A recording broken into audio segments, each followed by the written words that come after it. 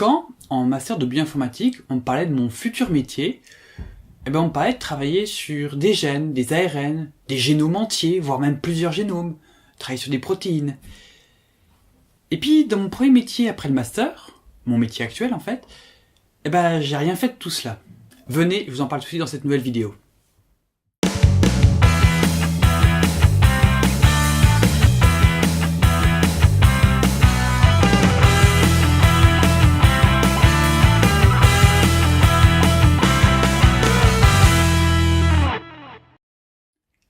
À la base, c'est un projet européen pour étudier les effets de la radioactivité à faible dose sur le corps humain.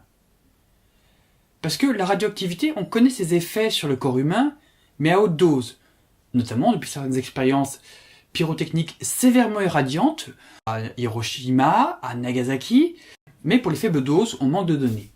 D'où l'idée d'étudier les faibles doses de radioactivité dans des situations où les gens sont déjà exposés pour leur bien à des faibles doses de radioactivité, les examens médicaux. Que ce soit les rayons X, les TEP scans, d'autres examens, voire carrément la médecine nucléaire, on expose régulièrement des patients à des doses de radiation qu'on connaît ou qu'on peut calculer. Après accord des patients et patientes, des médecins suivant plusieurs pays européens vont réaliser des examens et ensuite envoyer leurs données dans une structure de données spécifique que je suis en train de concevoir. Les données sont stockées sous forme dite sémantique. En gros, au lieu d'avoir une base de données très rigide dans des formats un peu habituels, on va stocker nos données sous forme visuellement un peu de phrases. Chaque phrase est constituée de 3 éléments. Un sujet qui définit une entité, qui est définie par un système de classe, un prédicat qui va caractériser la relation à partir du sujet, et enfin l'objet, qui peut être une autre entité ou une valeur numérique ou un petit texte. J'ai parlé de phrase, en réalité on appelle cette structure un triplet, parce que 3 éléments. Et comme ça, de phrase en phrase, de triplet en triplet, on forme un véritable réseau. Ce réseau en réalité est ce qu'on appelle en mathématiques un graphe. Et ça justement, par ce qu'on appelle la théorie des graphes, c'est quelque chose qu'on sait très bien manipuler en fait. Alors, mon premier boulot ici est de développer cette structure de données.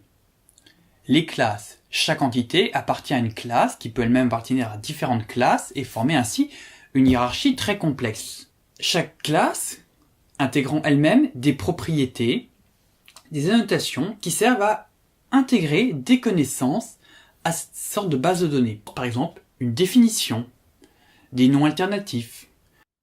Et c'est pour ça que par exemple certaines classes, en fait on les crée pas, on va les importer d'ailleurs parce qu'elles existent déjà. Le reste de mon travail, c'est de développer d'abord un logiciel capable de traduire les données qui sont dans des formats médicaux classiques pour les mettre dans cette structure sémantique. Individu, lien, bref, sous forme de triplet. Et j'avoue que c'est là que j'ai parfois vraiment envie de me taper la tête contre les murs. Ne faites pas ça chez vous, bien sûr. Oui, parce que une partie des données ne sont pas standardisées, voilà. Et que quand c'est standardisé, ça ne répond pas toujours aux standards qui existent en sémantique. Par exemple, dans les fichiers médicaux, les organes ne portent pas forcément le même nom que ceux dans les ontologies de référence, et dans d'autres cas, un organe dans les fichiers médicaux correspond à 3 organes dans l'ontologie de référence. Qui m'a codé un truc pareil ?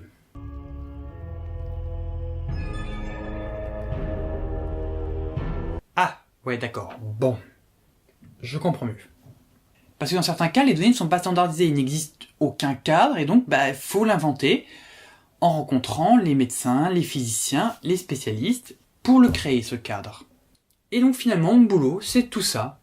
Énormément de code, énormément de créativité, juste pour permettre à des médecins de rentrer des fichiers médicaux pour qu'ils puissent, à la fin, automatiquement, en quelques clics, récupérer une partie de données avec des filtres, des requêtes précises. Le tout sans qu'ils tapent une ligne de code. Parce que j'aurais tapé plein de lignes de code, avec quand même des collègues aussi, faut que je les oublie pas.